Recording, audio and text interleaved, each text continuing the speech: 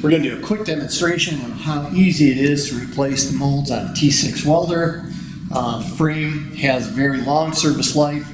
Average life of a mold is 50 connections, so it's really easy to swap out the graphite bits and keep your frame as long as it's in good shape. So, pretty easy process. We have a cotter pin and a nut that we have to remove. I've done some of that work a bit here already.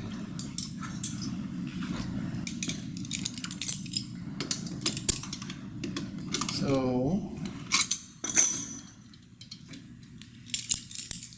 we loosen the nut.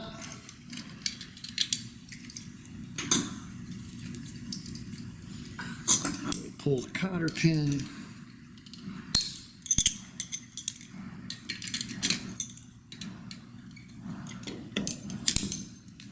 Make sure we save the pin.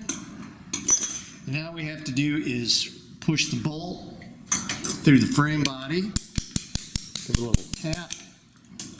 The mold is under spring tension, so we have to make sure that we keep hold of it.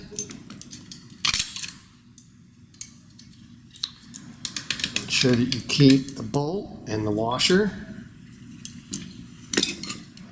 Take off the mold. Replace the cover assembly.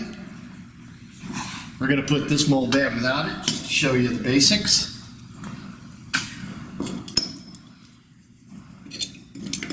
So now I slip the mold in place.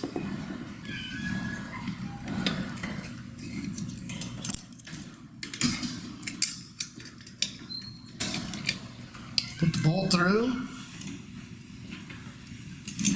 You can save yourself a lot of time and trouble by just slipping the cotter pin on over the bolt instead of trying to push it on.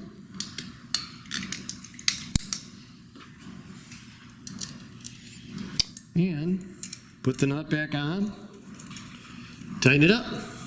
Just that easy. But definitely make sure to keep your cover.